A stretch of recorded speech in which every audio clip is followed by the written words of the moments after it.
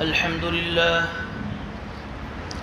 لله نحمده ونستعينه ونستغفره ونؤمن به ونتوكل عليه ونعوذ بالله من شرور أنفسنا ومن سيئات أعمالنا من يهده الله فلا مضل له ومن يضلله فلا هادي له ونشهد أن لا إله إلا الله وحده لا شريك له ونشهد أن سيدنا ومولانا محمدا عبده ورسوله وبارك وسلم تسليما كثيرا كثيرا أما بعد فأعوذ بالله من الشيطان الرجيم بسم الله الرحمن الرحيم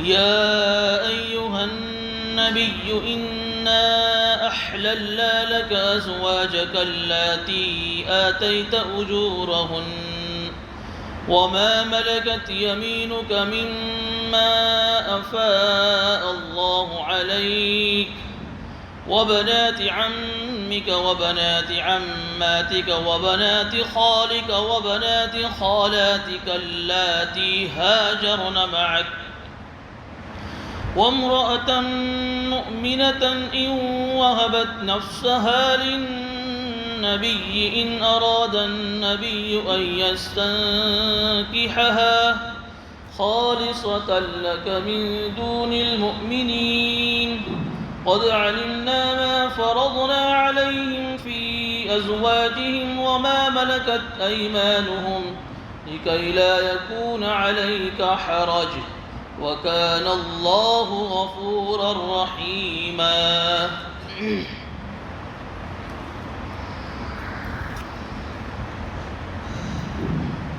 سورہ احزاب کی آیت نمبر 50 کی تلاوت کی گئی۔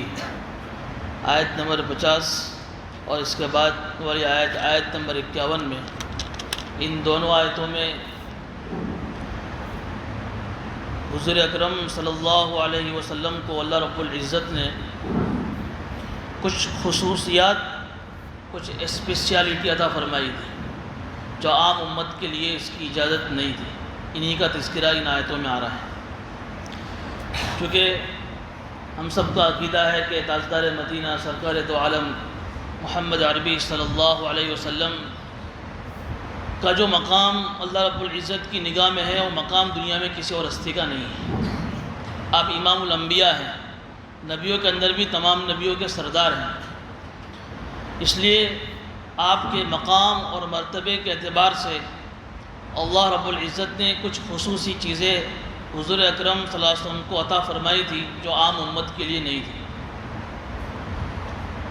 سب سے پہلے جو آیت ہے، آیت نمبر 50، اس کے اندر 4 خصوصیات کا تذکرہ ہے، اور پھر آیت نمبر 51 میں 5ویں خصوصیت کا تذکرہ ہے۔ آیت کریمہ کا ترجمہ یہ ہے، اے نبی جی، ہم نے آپ کے لیے ان عورتوں کو حلال کیا ہے جن عورتوں کو آپ نے مہر دے رکھا ہے۔ یہ حضور اکرم صلی اللہ علیہ وسلم کی سب سے پہلی خصوصیت ہے۔ اس کا مطلب یہ ہے کہ جس وقت یہ آیت کریمہ نازل ہوئی، اس وقت حضور اکرم صلی اللہ علیہ وسلم کی نکاح کے اندر 4 سے زیادہ بیویاں تھیں، اور یہ خصوصیت صرف حضور اکرم صلی اللہ علیہ وسلم کے لیے ہے، عام امتی کے لیے نہیں۔ عام امت کے لیے صرف 4 کی اجازت ہے، اس سے زیادہ کی اجازت نہیں۔ اور حضور اکرم صلی اللہ علیہ وسلم کو 4 سے زیادہ بیویوں کی جو اجازت دی گئی ہے، اس کی طرف میں نے گزشتہ مجلس کے اندر بھی اشارہ کیا تھا کہ دینی مصلحت، ملکی مصلحت یا کسی شخصی مصلحت کے طریقے کے اعتبار سے حضور اکرم صلی اللہ علیہ وسلم نے 1 سے زیادہ نکاح فرمائے، خاص کر کے جو دینی مصلحت تھی۔ میں نے بتایا تھا اس وقت کہ حضور اکرم صلی اللہ علیہ وسلم کی ایک زندگی کا ایک جو حصہ، جو باہر کا حصہ تھا، گھر کے باہر کا جو حصہ، اس زندگی کے اس حصے کے اندر بہت صحابہ کرام نے فائدہ اٹھایا۔ ہزاروں کی تعداد میں، لاکھوں کی تعداد میں صحابہ کرام نے حضور اکرم صلی اللہ علیہ وسلم کی ایک ایک ادا کو نقل کیا، محفوظ کیا۔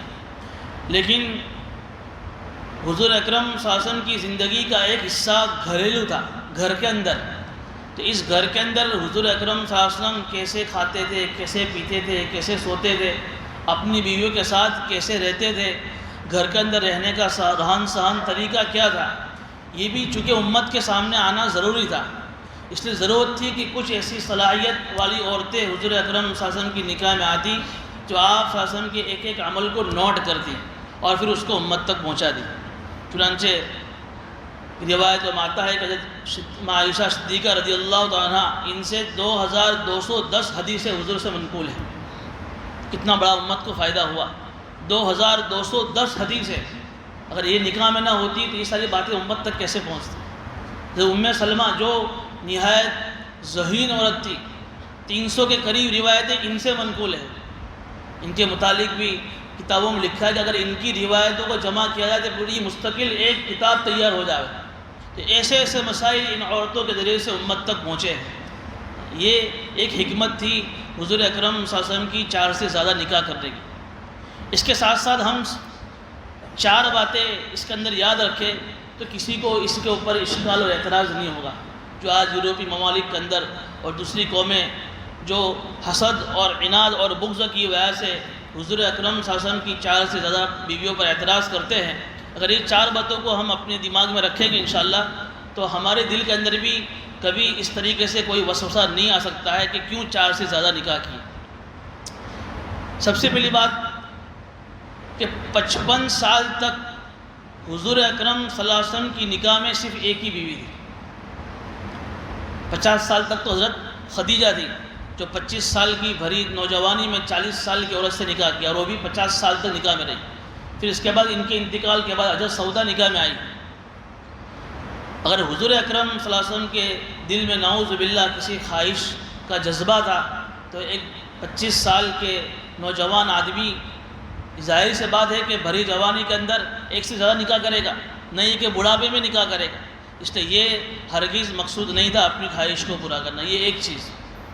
دوسری چیز کہ حضرت عائشہ صدیقہ رضی اللہ تعالیٰ عنہ کے علاوہ جو 9 عورتیں اور 2 باندیاں جو نکاح میں تھیں، 9 عورتیں جو نکاح میں تھیں، 2 باندیاں تھیں اور 9 عورتیں تھیں، حضرت عائشہ صدیقہ رضی اللہ تعالیٰ عنہ کے علاوہ کوئی بھی عورت کنواری نہیں تھی، یا تو کوئی طلاق شدہ تھی یا کوئی بیوہ تھی، اور کچھ ایسی عورتیں بھی تھیں بیوہ کہ جو 2 مرتبہ جن کے شوہر فوت ہو چکے اور تیسری مرتبہ حضور کے نکاح میں آئیں، ایسی عورتیں بھی حضور اکرم صلی اللہ علیہ وسلم کے نکاح میں تھیں۔ یہ بھی دوسری ایک وجہ ہے کہ حالانکہ حضور اکرم صلی اللہ علیہ وسلم کا مکہ میں وہ مقام تھا، وہ شان تھی کہ کوئی کسی کنواری عورت کو اگر نکاح کے لیے دعوت دیتے تو وہ ضرور قبول کر لیتی، اس کے خاندان والے ضرور قبول کر لیتے، لیکن ہرگز سوائے حضرت عائشہ کے وہ بھی اللہ رب العزت نے جو خواب دکھایا اس خواب کی برکت سے نکاح ہوا، باقی اس کے علاوہ کوئی عورت کنواری حضور کے نکاح میں نہیں تھی۔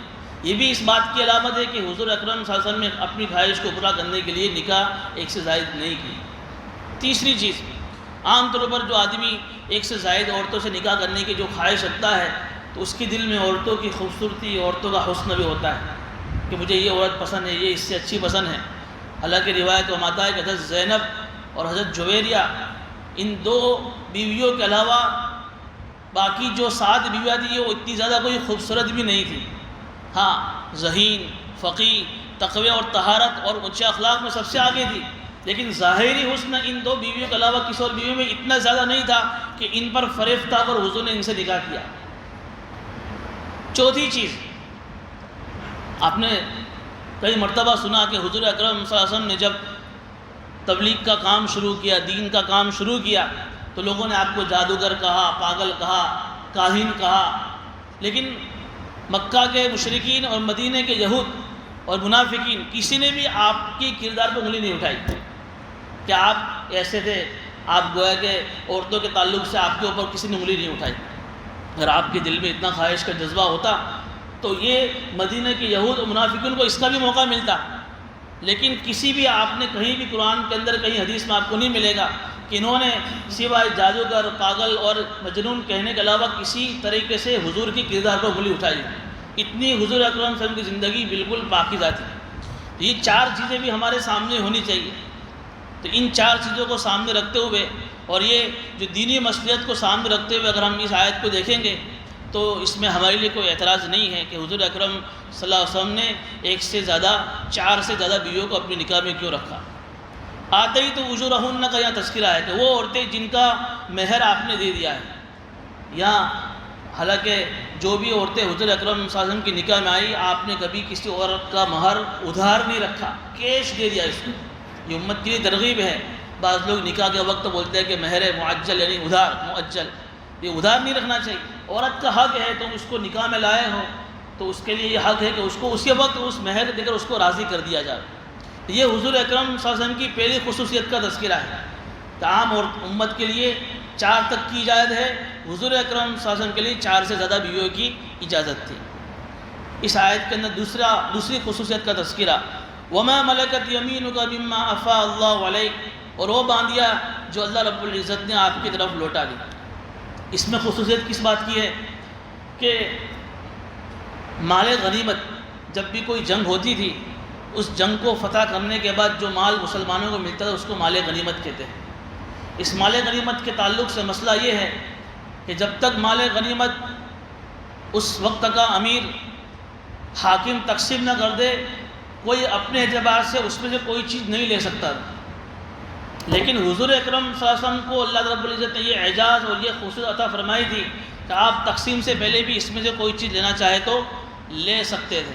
چنانچہ آپ نے سنا ہوگا، میں نے بتایا بھی اس کے پہلے کہ غزوہ خیبر جب فتح ہوا تو غزوہ خیبر کے فتح کے وقت جو بنو نذیر جو عورتیں تھیں وہ باندیا بن کر حضور کے پاس مال غنیمت کے طور پر آئی۔ اس میں بنو نذیر کا جو سردار تھا حیی بن اخطب جو مارا گیا، اس کی بیٹی حضرت صفیہ یہ بھی باندی بن کر اس مال غنیمت میں آئی۔ چونکہ حضور اکرم صلی اللہ علیہ وسلم کی نکاح کی ایک حکمت یہ بھی تھی کہ میں اس یہودی عورت سے کو اپنی نکاح میں لوں گا تو ہو سکتا ہے کہ یہود مجھ سے قریب آ جائے، تو چنانچہ اس مال غنیمت کے تقسیم کرنے سے پہلے حضرت صفیہ کو حضور نے منتخب کر لیا اور ان کو اپنی ملکیت پہ لے کر ان سے نکاح کر لیا۔ یہ ایک خصوصیت۔ دوسری خصوصیت باندی کے اعتبار سے کہ اگر کوئی کافر بادشاہ کسی مسلمان بادشاہ کو کوئی ہدیہ بھیجتا تو وہ مسلمان بادشاہ کے لیے اس ہدیے کا استعمال جائز نہیں تھا، اس کو بیت المال میں جمع کرنا پڑتا۔ لیکن حضور اکرم صلی اللہ علیہ وسلم کی خصوصیت یہ تھی کہ آپ اس ہدیے کو اپنے لیے استعمال کر سکتے تھے۔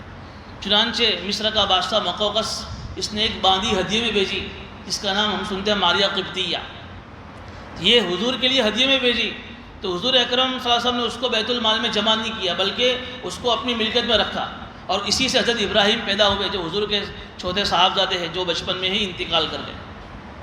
تیسری خصوصیت باندی کے اعتبار سے کہ جو باندیاں حضور اکرم صلی اللہ علیہ وسلم کی ملکیت میں ہیں، جن کے حضور مالک ہیں، حضور اکرم صلی اللہ علیہ وسلم کے دنیا سے چلے جانے کے بعد ان باندیوں کے لیے کسی اور سے نکاح کرنے کی اجازت نہیں تھی۔ جس طرح ازواج مطہرات کے لیے اجازت نہیں تھی، ان کے لیے بھی اجازت نہیں تھی۔ یہ باندی کے اعتبار سے یہ 3 خصوصیت ہوئی۔ وما ملکت یمینک مما افاء اللہ علیک۔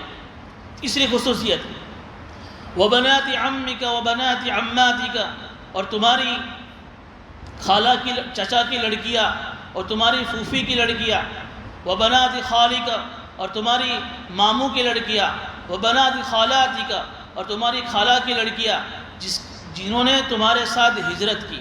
یہ تیسری خصوصیت۔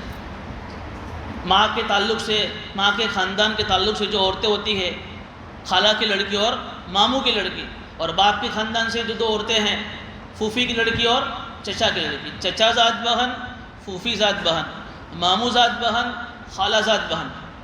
ویسے عام امتی کے لیے بھی ان 4 عورتوں سے نکاح کرنے کی اجازت ہے جو خاندان کی عورتیں ہیں، لیکن حضور اکرم صلی اللہ علیہ وسلم کے لیے اس میں خاص چیز کیا ہے کہ یہ خالہ کی لڑکی، ماموں کی لڑکی، چچا کی لڑکی، پھوپھی کی لڑکی، آپ ان سے نکاح اسی وقت کر سکتے ہیں جب کہ انہوں نے ہجرت بھی کی ہو مدینے کی۔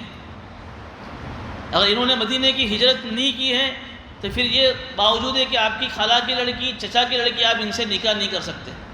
کیوں یہ شرط لگائی قرآن نے حضور کے لیے؟ اس لیے کہ خاندان کی جب لڑکی ہوتی ہے بڑے اونچے خاندان کی تو اس کو اپنے خاندان پر تھوڑا سا ناز ہوتا ہے، فخر ہوتا ہے، اور حضور اکرم صلی اللہ علیہ وسلم کے لیے شایان شان نہیں تھا کہ ایسی فخر والی اور ایسے ناز والی عورتیں ان کی نکاح میں آئیں۔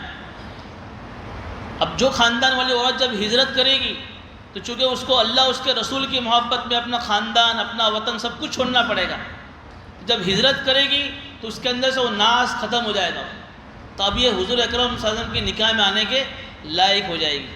تو یہ تیسری خصوصیت کہ وہ خاندان کی رشتہ دار کی عورتیں جنہوں نے آپ کے ساتھ ہجرت کی ہو، یہ اسی عورت کے ساتھ آپ نکاح کر سکتے ہیں۔ چنانچہ حضرت علی کی بہن ام ہانی اور حضرت ابو طالب کی بیٹی جو اللہ کے نبی صلی اللہ علیہ وسلم کی چچا زاد بہن تھی، انہوں نے ہجرت نہیں کی تھی، ان کی بہت تمنا تھی کہ میں حضور کے نکاح میں آؤں، لیکن چونکہ ہجرت نہیں کی تھی تو حضور اکرم صلی اللہ علیہ وسلم نے ان سے نکاح نہیں فرمایا۔ یہاں ایک نکتے کے بعد یہ بھی سمجھنی ہے کہ دیکھیے خاندان کی عورتوں سے نکاح کرنے کو اللہ نے حضور اکرم صلی اللہ علیہ وسلم کے لیے حلال اور جائز رکھا۔ بعض مرتبہ بعض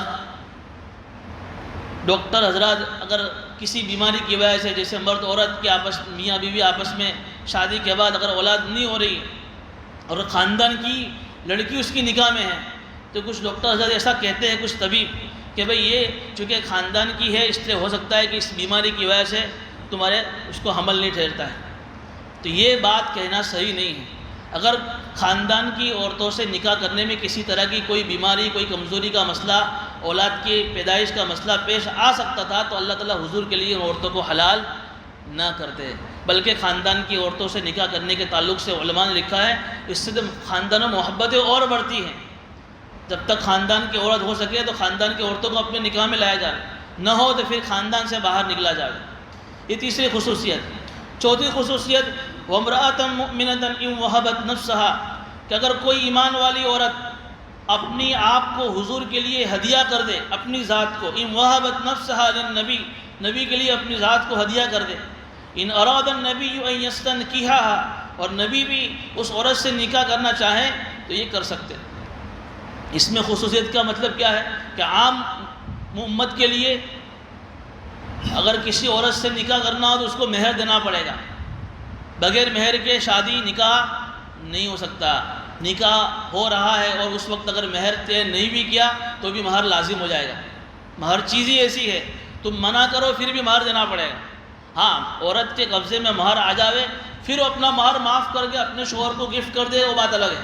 فَقُلُوا هَنِيًّا مَرِيًّا، اس کو خوشی سے تم کھا سکتے ہو، لیکن عورت خود کہے نہیں میں تو مہر نہیں لوں گی، یا مرد عورت سے کہے کہ میں تو تجھے مہر نہیں دوں گا، اس شرط پر تجھ سے نکاح کروں، تو یہ نکاح نہیں ہوگا۔ اگر اس شرط کا نکاح کر بھی لیا تو نکاح ہو جائے گا، اور مہر مثل اس کی خاندان کی عورتوں کا جو مہر چلتا ہے وہ اس کو دینا پڑے گا۔ لیکن حضور اکرم صلی اللہ علیہ وسلم کے لیے یہ خصوصیت تھی کہ کوئی عورت یوں کہے کہ میں اپنی ذات کو آپ کے لیے گفٹ کرتی ہوں، ہدیہ کرتی ہوں، اور مجھے اس پر کوئی مہر نہیں چاہیے، اور حضور اس کو پسند فرما لے تو بغیر مہر کے بھی یہ نکاح ہو سکتا ہے۔ یہ خصوصیت تھی حضور اکرم صلی اللہ علیہ وسلم کی، لیکن مفسرین فرماتے ہیں کہ ایسا کوئی واقعہ پیش نہیں آیا کہ حضور اکرم صلی اللہ علیہ وسلم نے ایسی عورت کو اپنے نکاح میں لیا ہو جس کو حضور نے مہر نہ دیا۔ خالصۃ لک من دون المؤمنین، ان چار خصوصیت کا تذکرہ کرنے کے بعد اللہ فرما رہے ہیں کہ یہ صرف اسپیشلٹی آپ کے لیے ہے، دوسرے ایمان والوں کے لیے نہیں ہے۔ ان کے لیے تو ہم نے ما فرضنا علیہم فی ازواجہم وما ملکت ایمانہم، ان کی بیویوں کے تعلق سے اور ان کی باندیوں کے تعلق سے جو قانون طے کر رکھا ہے وہ تو ہے ہی کہ بھئی ان کو نکاح کرنا ہے تو 4 سے زیادہ عورتیں نکاح میں نہیں لا سکتے ہیں۔ کسی باندی کو نکاح میں لانا ہے تو باندی ان کے انتقال کے بعد دوسرا نکاح کر سکتی ہے۔ اس کے بعد کسی عورت سے نکاح کرنا ہے تو بغیر مہر کے نکاح نہیں کر سکتا۔ یہ عام ایمان والوں کے لیے قانون ہے، لیکن آپ کے لیے جو اسپیشل جو قانون ہے کیوں رکھا ہے ہم نے؟ لکھا لا یکون علیک حرج، تاکہ آپ کے لیے کوئی تنگی نہ رہے۔ اس لیے کہ حضور اکرم صلی اللہ علیہ وسلم چونکہ اللہ رب العزت نے تبلیغ کا اور دین کی اشاعت کا اتنا بڑا بوجھ حضور اکرم صلی اللہ علیہ وسلم کے اوپر ڈالا تھا، تو ایسی کوئی چیز حضور کو پیش نہیں آنی چاہیے جس سے حضور اکرم صلی اللہ علیہ وسلم کو تکلیف پہنچے۔ اس نے فرمایا کہ آپ کے اوپر کوئی تنگی باقی نہ رہے، اس لیے اللہ نے آپ کے لیے یہ ساری چیزیں عطا فرمائی ہے۔ وَكَانَ اللَّهُ غَفُورًا رَحِيمًا، اور اللہ بڑا معاف کرنے والا ہے اور اللہ بڑا رحم کرنے والا ہے۔ تُرْجِي مَن تَشَاءُ مِنْهُنَّ وَتُؤْوِي إِلَيْكَ مَن تَشَاءُ، یہ آیت نمبر 51 ہے۔ اس آیت کے اندر بھی حضور کی ایک 5ویں خصوصیت کا تذکرہ ہے۔ چونکہ ایک سے زیادہ عورتیں حضور اکرم صلی اللہ علیہ وسلم کی نکاح میں تھیں، تو اللہ تعالیٰ فرما رہے ہیں کہ نبی جی آپ ان میں سے جس سے چاہے ان کو دور کر دے، وَتُؤْوِي إِلَيْكَ مَن تَشَاءُ، اور ان میں سے جس کو چاہے آپ اپنے قریب کریں۔ عام ایمان والے کے لیے، عام امتی کے لیے یہ جو قانون ہے ایک سے زائد نکاح کا، اس کو تھوڑا سا سمجھنے کی ضرورت ہے۔ اس میں حضور اکرم صلی اللہ علیہ وسلم کے لیے کیا خصوصیت ہے اور عام امت کے لیے کیا قانون ہے؟ ایک چیز تو یہ ہے کہ ہماری شریعت نے ایک عام آدمی کو، ایک عام امتی کو ایک سے زیادہ 4 کی نکاح کی اجازت دی ہے۔ اس کے اندر بھی جو ہے بہت ساری چیزیں لوگ مسائل کھڑے کرتے ہیں اور بہت سارے اعتراض لوگ اسلام کے تعلق سے پیش کرتے ہیں۔ سب سے پہلی چیز تو یہ کہ اسلام نے اجازت دی ہے، ترغیب نہیں دی ہے ایک سے زیادہ شادیوں کی۔ ترغیب چیز الگ ہے کہ اس کو واجب قرار دیا ہو، اس کو ضروری قرار دیا ہو اور اس کے نکاح کرنے کی ترغیب دی ہو ایک سے زیادہ کی، ایسا چیز نہیں۔ اجازت دی ہے کہ آپ ایک سے زیادہ 4 تک کی آپ اپنے نکاح میں لا سکتے، چونکہ زمانہ جاہلیت میں دستور عجیب تھا، لوگ اپنی نکاح میں 10 10 20 20 25 25 بیویاں اپنی نکاح میں رکھتے تھے۔ تو یہ 4 سے زیادہ جو نکاح کا رواج تھا اس کو ختم کر کے صرف 4 تک اس نکاح کو محدود کر دیا اور صرف اس کی 4 تک کی اجازت دی، اور اجازت دینے کے بعد بھی شرط لگا دی۔ سورہ نساء میں تفصیل کے ساتھ آئے گی چیز کہ اجازت صرف عام اجازت نہیں ہے، انصاف کی شرط کے ساتھ یہ اجازت ہے۔ کیا مطلب؟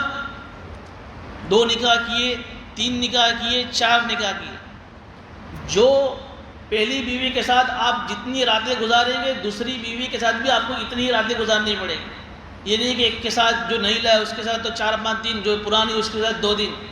یہ انصاف نہیں ہے۔ صحبت کرنا ضروری نہیں ہے، چونکہ صحبت کا تعلق آدمی کے دل سے ہے، جس سے محبت ہوگی آدمی کا دل اس سے مائل ہوگا۔ رات گزارنے کی بات ہے کہ جتنی پہلی بیوی کے ساتھ اتنی دوسری بیوی کے ساتھ، شب باسی جس کو بولتے ہیں۔ دوسری چیز انصاف کے اندر، نفقے کے اندر، پاکٹ منی، خرچے کے اندر، جتنا پہلی بیوی کو خرچہ اتنی دوسری بیوی کو، جتنا پہلی بیوی کو کپڑے اتنے دوسری بیوی کو، جیسا مکان پہلی بیوی کو ایسا مکان دوسری بیوی کو۔ یہ ظاہری جو چیزیں ہیں نفقے کے اعتبار سے، خرچے کے اعتبار سے، کپڑے اور مکان کے اعتبار سے، رات گزارنے کے اعتبار سے، یہ انصاف کی شرط لگائی۔ ورنہ حدیث مشکات کی روایت ہے کہ جو آدمی ایک سے زیادہ نکاح کرے اور یہ انصاف کی شرط کی رعایت نہ کرے، کل قیامت کے دن اس حالت میں آئے گا کہ اس کا بدن کا آدھا حصہ لکوے والا ہوگا، پیرالائسس جس کو بولتے ہیں، کام نہیں کرے گا آدھا حصہ۔ اتنی خطرناک یہ وعیدیں ہیں۔ تو یہ اجازت ہے لیکن ترغیب نہیں ہے، اور اجازت بھی اس شرط کے ساتھ ہے۔ حکیم الامت حضرت علامہ تھانوی رحمۃ اللہ علیہ نے، ہمارے بزرگوں میں بڑے بزرگ ہیں، انہوں نے بھی 2 نکاح کیے۔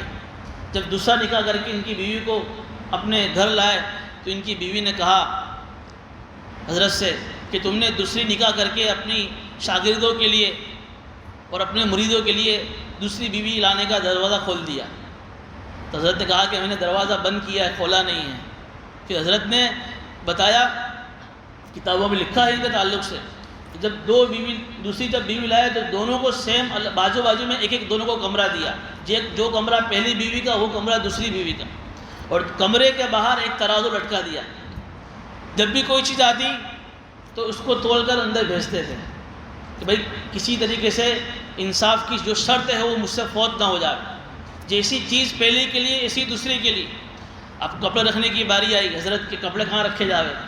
بھائی پہلی بیوی کا رکھوں گا تو وہ بھی مسئلہ، دوسری بیوی کا، تو حضرت کی جو خانقاہ تھی کمرے سے لگ کر وہ خانقاہ میں اپنے کپڑے کا رکھنے کا نظام بنایا تاکہ کسی بیوی کا حق نہ مرے۔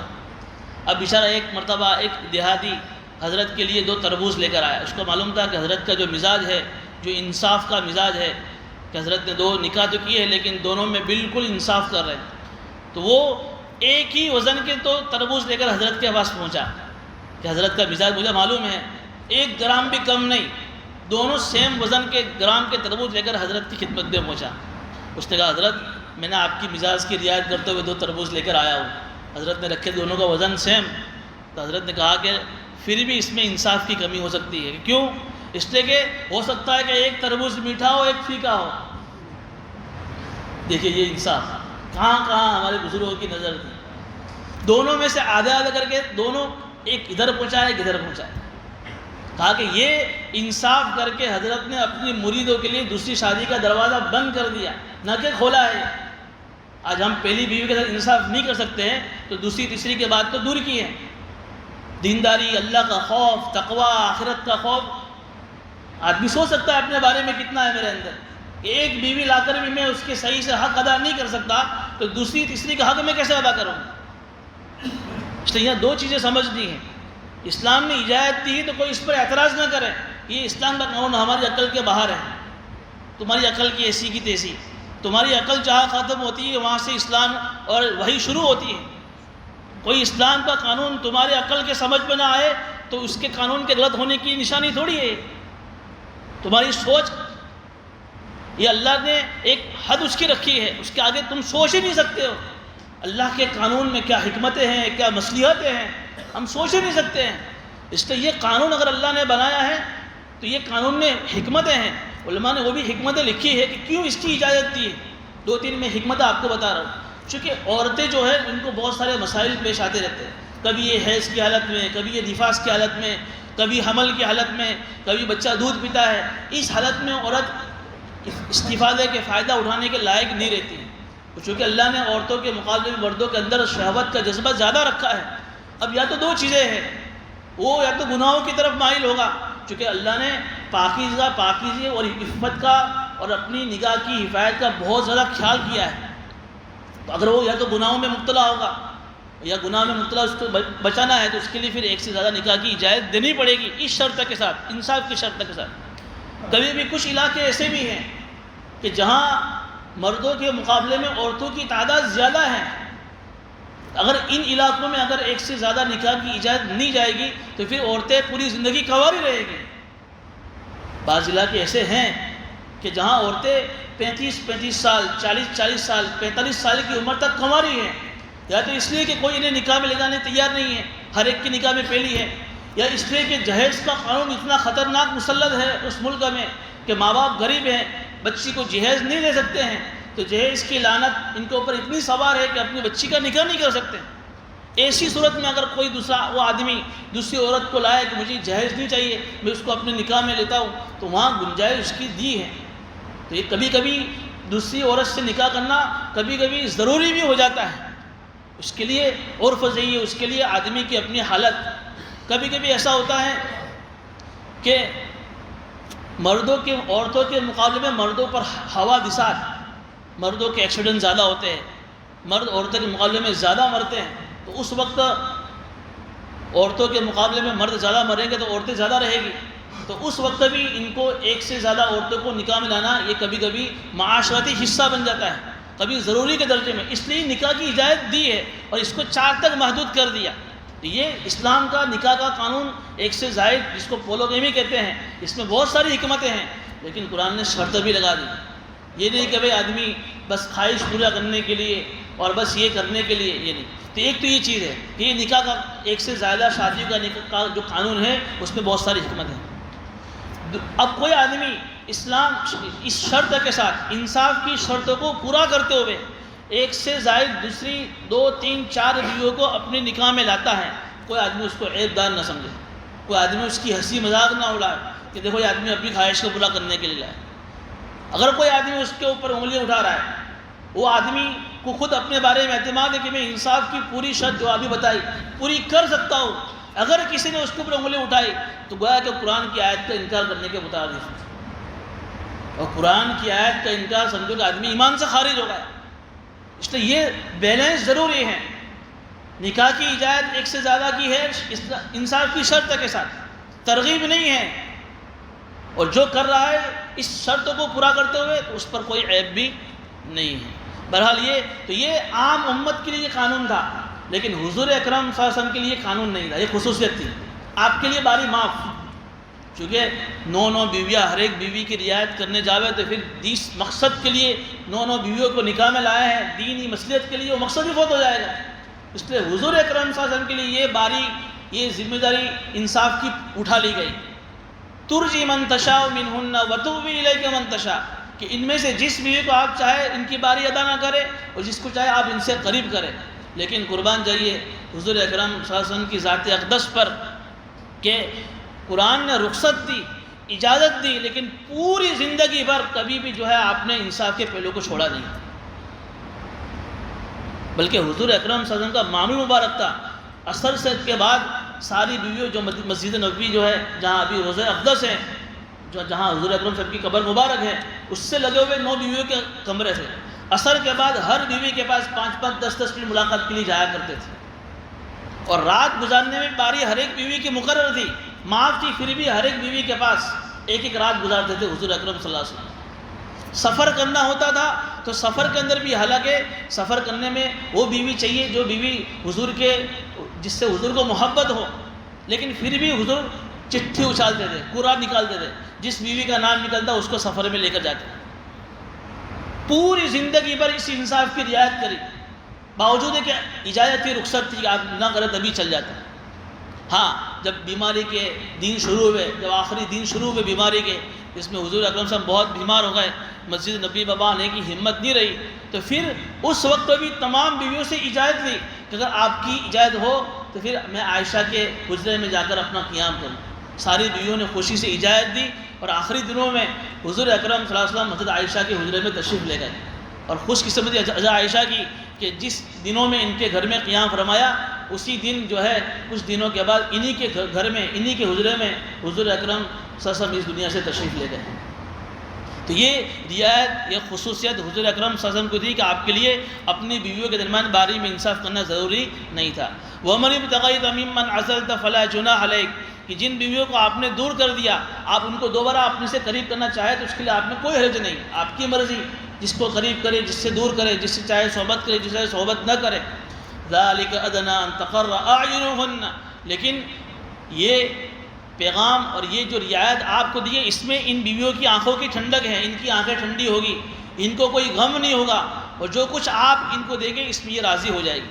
اب ظاہر میں کیسا لگ رہا ہے اس آیت کے ترجمے میں کہ بیویوں کی آنکھیں ٹھنڈی کیسے ہوگی؟ باری تو معاف کر دی، ان کو تو ایک گناہ، ایک طرح کی تکلیف ہونی چاہیے کہ ہماری بیوی باری اللہ نے معاف کر دی. تو مفسرین فرماتے ہیں کہ یہ باری کا معاف کرنا ان کی حق میں، ان کی آنکھوں کی ٹھنڈک اس لیے ہے. جب دکھ آدمی کو کب ہوتا ہے؟ جب آدمی کو کسی سے کوئی امید ہو، اس کا کسی پر کوئی حق ہو اور وہ اس کا حق پورا نہ کرے تو آدمی کو دکھ ہوتا ہے. بھائی میرے ذمے اس کا حق تھا، اس نے میرا حق نہیں دیا، آدمی کو دکھ ہوتا ہے.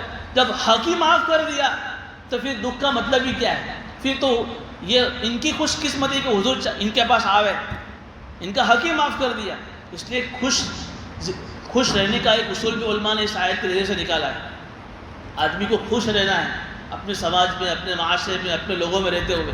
آدمی کسی سے کوئی امید نہ رکھے، کسی سے کوئی امید نہیں، کوئی اچھی امید نہ رکھے کسی سے. اس لیے کہ جب کوئی اچھی امید نہیں ہوگی پھر اس سے برائی پہنچے گی تو غم ہوگا. اس سے برائی، اچھی امید تھی ہی نہیں اور برائی پہنچی تو ظاہر تھی برائی پہنچنے والی تھی.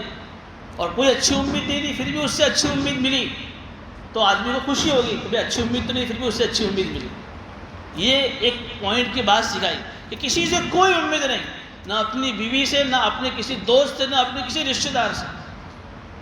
یہ آدمی تب جا کر آدمی، ورنہ ہر آدمی کو شکایت کہ اس نے میرا ادا کیوں نہیں کیا، اس نے میرا ایسا کیوں کیا، اس نے میرا ایسا کیوں کیا. یہ کیوں ہوتا ہے؟ آدمی کو اس سے امیدیں وابستہ ہوتی ہے. تیرے جیسی امید نہیں تھی میرے کو، تو نے ایسا کیا میرے ساتھ. یہ امید رکھی تب تو دکھ ہوا. تو یہاں حضور اللہ نے ان کا حق ہی معاف کر دیا، آپ کا حق ہی نہیں ہے باری کا، تو پھر آپ کو دکھ کرنے کی ضرورت نہیں ہے. پھر بھی یہ آپ پر احسان ہے حضور کا کہ وہ آپ کے اندر، آپ کی باری میں آپ کے بعد تشریف لائے. واللہ یعلم ما فی قلوبکم، اور اللہ تعالیٰ تمہارے دلوں میں جو کچھ ہے اس کو اللہ جانتا ہے. یعنی یہ جو ساری خصوصیت اللہ نے حضور کو عطا فرمائی، کسی امت کے دل میں یہ خیال نہ آوے کہ یہ ساری چیزیں کیوں حضور کو، ہم کو نہیں. ایسا خیال نہیں آنا چاہیے. یہ حضور کے مقام اور مرتبے کے حساب سے ان کو یہ رعایت دی گئی ہے. وَقَانَ اللَّهُ عَلِيمًا حَلِيمًا، اللہ جو ہے بڑا جاننے والا ہے، بڑا بردبار ہے. کوئی اگر حضور کے سامنے گستاخی کرے گا تو ایسا نہیں کہ اللہ اس وقت اس کی سزا دے. ہو سکتا ہے اللہ اس وقت بھی دے، بعد میں بھی دے.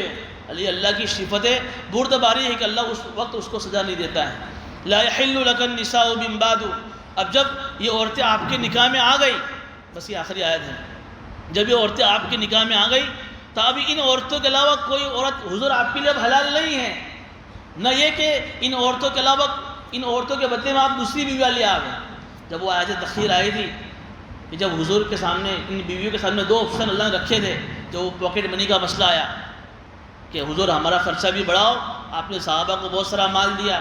اس وقت وہ آیت آئی تھی، اے نبی کی بیویوں تمہارے لیے دو آپشن ہیں، یا تو تمہیں ناز کے ساتھ زندگی گزارنی ہے، خوش عیشی کے ساتھ زندگی گزارنی ہے، تو پھر حضور کی زندگی سے رخصت ہو جاؤ، اور حضور کے نکاح میں رہنا ہے تو پھر غریبی والی زندگی گزارنی پڑے گی.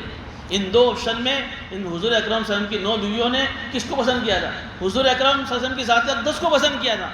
جب ان کی اتنی بڑی قربانی کہ حضور کے نکاح میں رہنے کے لیے پوری زندگی بھر اپنے آپ کو فقر و فاقہ میں رکھا، یہاں تک روایتوں میں آتا ہے کہ 2 مہینے گھر میں ہو جاتے تھے، چولہا تک نہیں جلتا، کتنی بڑی قربانی ان کی بیویوں کی۔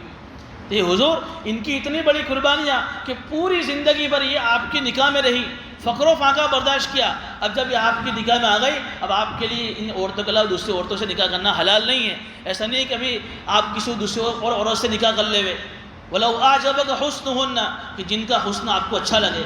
چلو 2 بیویاں تو نکاح میں ہیں، اب یہ بیوی کچھ اچھی نہیں لگ رہی ہے، کوئی دوسری بیوی اچھی لگ رہی ہے، تو اس کی خوبصورتی کو دیکھ کر آپ ان کو اپنے نکاح سے نکال دو، ایسا اب یہ آپ کی اور آپ ان کے۔ إِلَّا مَا مَلَكَتْ يَمِينُكَ، ہاں کوئی باندھی اگر آپ اپنی ملکیت میں لانا چاہے تو لا سکتے ہیں، لیکن کسی اور بیوی سے آپ نکاح نہیں کر سکتے۔